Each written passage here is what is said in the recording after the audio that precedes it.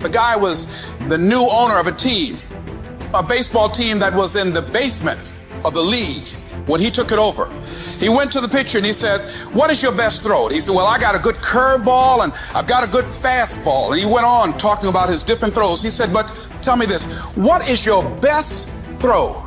He thought for a moment. He said, "I've got a good fastball."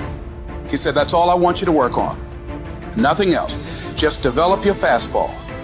The next year, they went to the World Series. Most people don't know where their fastball is.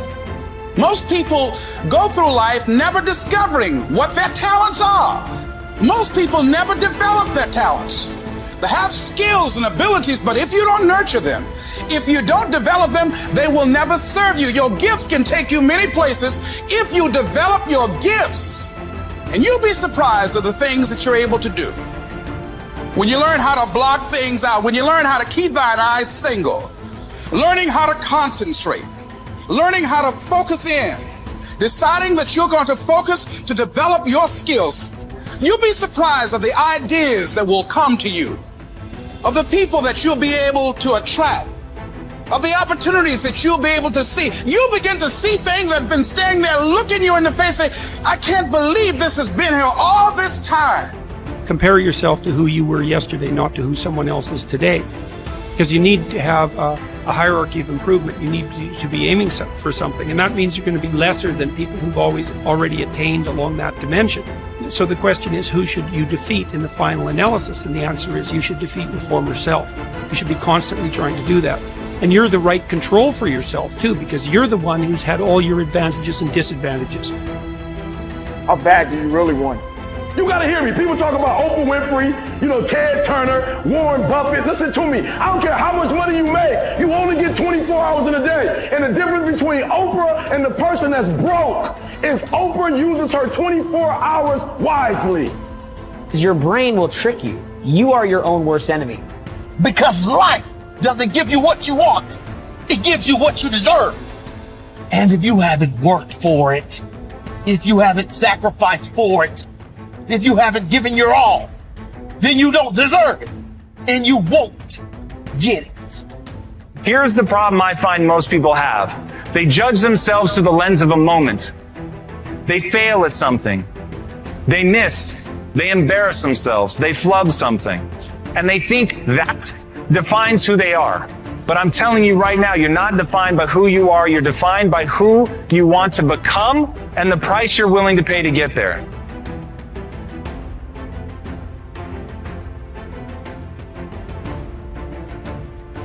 So everybody goes, how do you do that? You know exactly how to do that. You know exactly, it's not a magic trick. There's nothing I talk about in that book that's a magic trick. It's all back down to a very primitive mindset of we just have to do. It's like breathing. Breathing becomes normal. Like we don't know that we're doing it. That's how you have to live your life. When that alarm clock goes off at 4 or 5 in the morning, your mind says no. You just say, this is what we do. It's what we do now. Because to get to where you want to go, the amount of pain involved, I'm not saying physical, I'm not saying you got to break yourself off. The amount of mental pain of how many times you're going to have to do something that you don't want to do to get to where you want to go is going to be, there's going to be more times you do something that you don't want to do than you are going to want to do. And that's your new norm. That's your new norm. So then it's like breathing. And then once you do this over and over and over again, it becomes like breathing. I don't want to live this lifestyle, but to get to the other side of this, I have to. So if you really want it, you realize what trying is and what trying is not. How do you overcome the suffering of life? Is be a better person. That's how you do it. Well, that's hard. It takes responsibility. And I think, if you said to someone, you want to have a meaningful life? Everything you do matters. That's the definition of a meaningful life. But everything you do matters. You're going to have to carry that with you. Or do you want to just forget about the whole meaning thing and then you don't have any responsibility, because who the hell cares? You can wander through life doing whatever you want, gratifying impulsive desires for how useful that's going to be, and you're stuck in meaninglessness, but you don't have any responsibility. Which one do you want? Well, ask yourself, which one are you pursuing? And you'll find very rapidly that it isn't the majority of your soul that's pursuing the whole meaning thing, because, well, look what you have to do that. You have to take on the fact that life is suffering. You have to put yourself together in the face of that. This intense focus on one goal is not easy, but it is all important. Orison Swett Marden wrote, "The giants of the race have been men and women of concentration who have struck sledgehammer blows in one place until they have accomplished their purpose.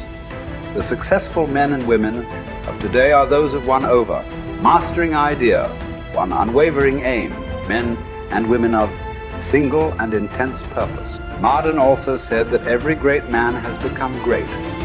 Every successful man has succeeded in proportion as he has confined his powers to one particular channel. Single-minded concentration in the direction of your dreams will intensify your desires and increase your emotional drive toward your goal. This intensity of concentration will activate the law of attraction and begin to attract people and opportunities into your life to help you to achieve your goal.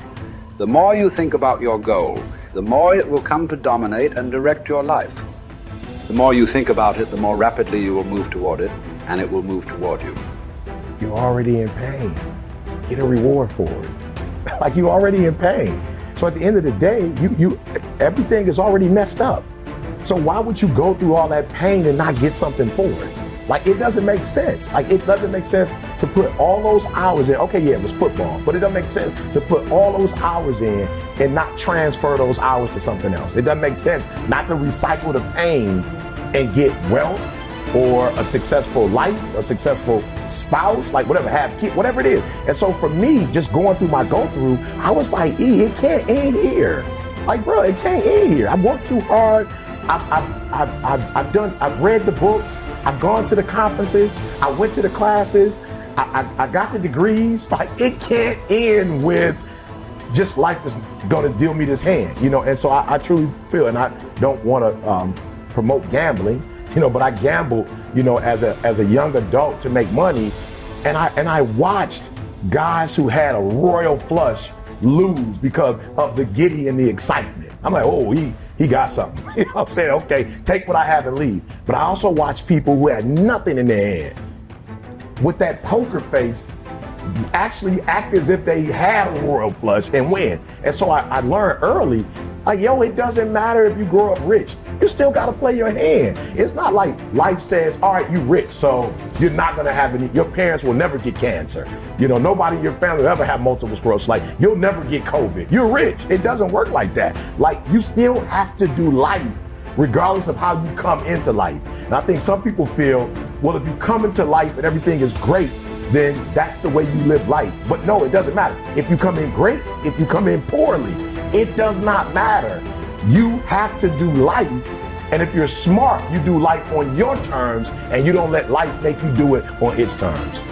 Great men and women are those who absolutely believe that they are put on this earth to do something wonderful with their lives. They have a vision of something greater or better than their current circumstances. Personal greatness means having a sense of destiny and a conviction that your thoughts and your imagination are the only real limits to your possibilities. William James said, compared to what we ought to be, we are only half awake. We are making use of only a small part of our physical and mental resources. Stating the thing broadly, the human individual thus lives far within his limits. He possesses powers of various sorts which he habitually fails to use.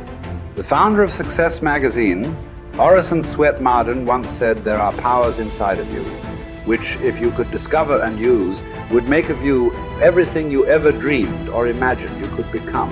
In a 5-year study of leaders reported on in his book, Leaders, Warren Bennis discovered that each of them consciously avoided the comfort zone by continuously setting higher goals. They never allowed themselves to become complacent. They lived their lives fully extended, always striving to be and do more. To develop unshakable self-confidence, You need to see yourself and think of yourself as a leader, and to do what leaders do. You need to stretch yourself toward the outermost boundaries of your potential. You need to set goals that draw out of you the very best that is in you. You need to work toward objectives that cause you to feel a sense of mastery and peak performance.